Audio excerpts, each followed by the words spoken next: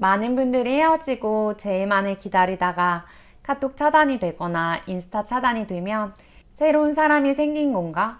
정말 마음 정리 다 된 건가? 여태껏 힘들게 참아온 모든 게 끝나는 것만 같은 생각을 하시는데요. 그래서 갑작스러운 감정이 하지 말라고 하는 모든 것들을 순식간에 해버리는 경우도 많으세요. 그런데요, 여러분, 어쩌면 카톡 차단, 인스타 차단은 우리에 대한 후폭풍이 오기 시작한 시점일 수도 있다는 거예요. 안녕하세요. 헬로우 열매의 열매입니다. 오늘은 재회를 위해 우리가 해야 될 것, 하지 말아야 될 것 5가지를 말씀드리려고 합니다.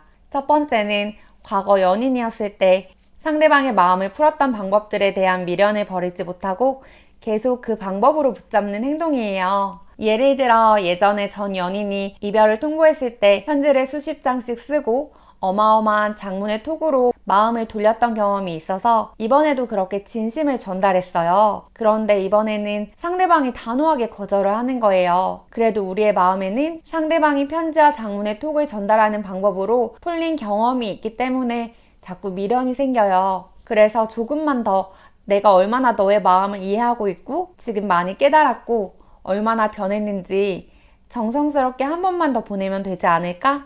상대방은 그만했으면 좋겠다고 다시 거절을 당해도 반복해서 붙잡는 경우가 많으세요. 그런데 이번에는 달라요. 그때는 상대방이 노력할 마음이 있었는데 이제는 계속 반복됐기 때문에 지쳐서 에너지가 바닥나서 그렇게 받아줄 만한 마음이 아니라는 거예요. 그렇게 쉽게 잡힐 것 같았으면 진작에 잡혔을 거예요. 그래서 상대방은 우리가 노력을 하면 할수록 점점 더 단호하고 냉정해지게 됩니다. 두 번째는 헤어질 때 상대방의 냉정하고 단호했던 행동과 말을 계속해서 곱씹으면서 의미부여해서 상대방을 점점 연예인화 만드는 행동이에요.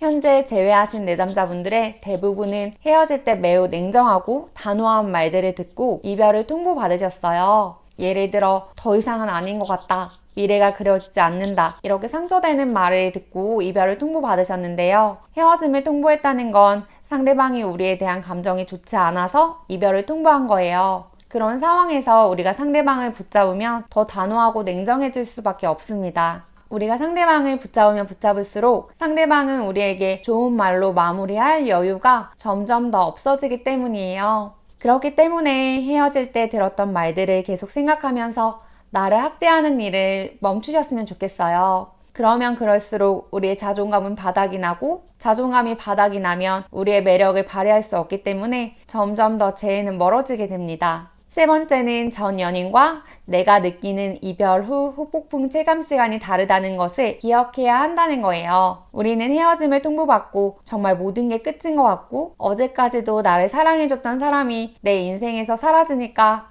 정말 너무너무 힘이 듭니다. 불안하고 조급하다 보니까 하루가 한 달 같고 한 달이 1년 같아요. 그런데 찬사람의 체감 시간은 너무 다르죠. 이별을 통보한 사람도 우리가 후폭풍을 올 시간만 준다면 어느 정도 시간이 지난 후에는 힘들어지는 게 대부분인데 상대방이 후폭풍이 오려다가도 아직 너가 연락만 하면 얼마든지 너 옆에 있을 거야. 이런 확신을 계속해서 심어주니까 계속해서 안정감이 채워지고 힘든 시기는 더욱 더디게 오는 거예요. 헤어지기 전에도 헤어질 때도 상대방에게 너무 많은 안정감을 줬는데 이별 후에도 우리가 상대방에게 우리의 빈자리를 느낄 틈을 주지 않기 때문에 체감 시간은 점점 더 달라집니다. 어느 정도 시간이 지나서는 상대방 없이도 건강하게 즐기는 모습을 보여줘야 나의 빈자리를 느끼고 그제서야 상대방은 이별 1일차가 되는 거예요. 정말 우리가 진심으로 그 사랑에 최선을 다했다면 상대방도 우리를 진심으로 사랑했던 순간들이 있었다면 우리의 좋은 추억들이 반드시 상대방을 설득시킬 거예요. 그렇게 우리의 빈자리를 느끼게 되면 우리가 처음에 이별의 아픔을 느꼈듯이 그제서야 상대방도 이별 1일차가 되면서 후회를 하게 되는 거예요. 다시 한번 말씀드리지만 우리가 상대방에게 매달리면 매달릴수록 후폭풍은 더 딜레이가 됩니다. 네 번째는 현재 상대방에게 상황적인 문제가 있다면 그런 부분들이 어느 정도 지나가고 그 힘든 부분이 아예 사라지지는 않더라도 상대방이 힘든 상황에 적응한 후에 연락하시는 게 좋습니다.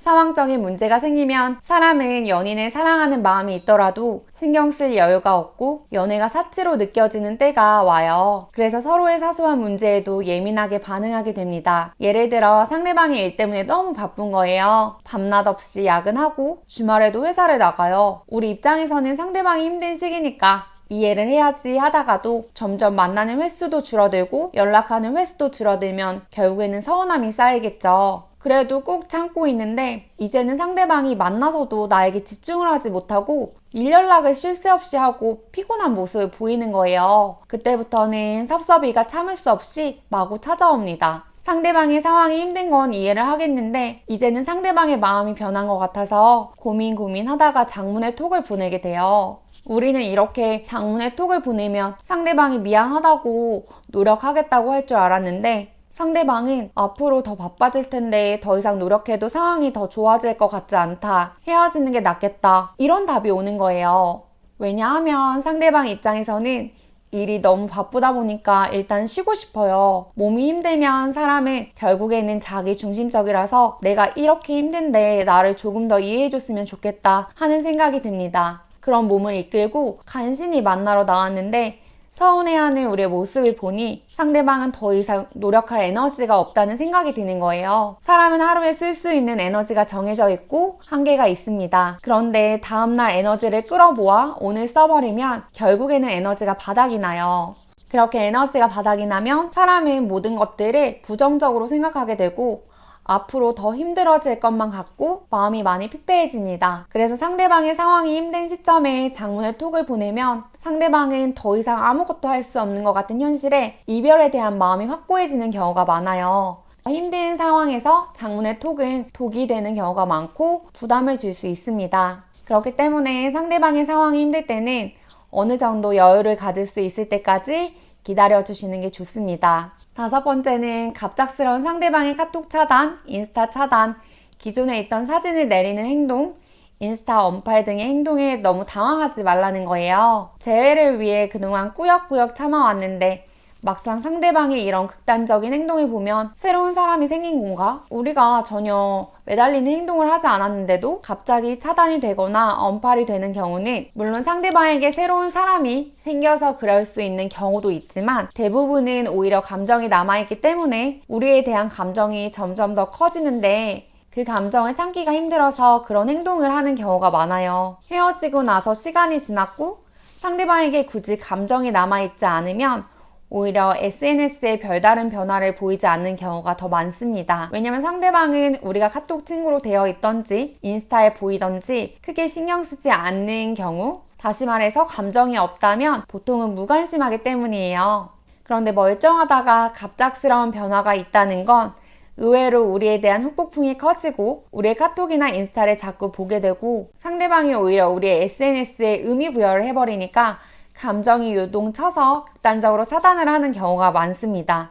게다가 차단을 하기 직전에 상대방이 불안정한 모습으로 SNS를 했다면 더더욱이나 상대방에게 후폭풍의 감정이 극대화됐을 확률이 더 높아집니다. 오늘은 제외하기 위해 해야 할 행동, 하지 말아야 할 행동 5가지에 대해 말씀드렸어요. 아무래도 우리는 지금 상대방의 마음이 식어버리기 전에 어떤 것을 해야겠다는 생각에 자꾸 뭘 하려고 합니다. 그런데 자꾸 애쓰면 애쓸수록 우리는 상처를 받고 시간이 지나면 그게 상처인지 나는 원래 상대방에게 그렇게 상처를 받는 게 당연한 사람인지 구별이 되지 않을 정도로 우리의 마음을 학대되게 되는 경우가 많아요. 우리가 상대방에게 진심을 전했고 할 만큼 했다고 생각이 되신다면 이제는 나를 위한 시간들을 보내보셨으면 좋겠어요. 상대방에게 썼던 데이트 비용을 나를 관리하는 데 쓰고 더 예쁘고 멋있어지는 거예요. 그렇게 우리의 내면이 단단해지고 외적으로나 내적으로 더 멋있어지면 결국에는 상대방이 후회하고 연락이 오던지 우리 옆에 더 좋은 사람이 있던지 분명 행복한 날들이 우리를 기다리고 있을 거예요. 참 신기하게도 재회하시는 분들을 보면 많은 경우 내가 좀 괜찮아지는 시점에 상대방에게서 연락이 오는 경우가 많습니다. 여러분 오늘도 힘내세요.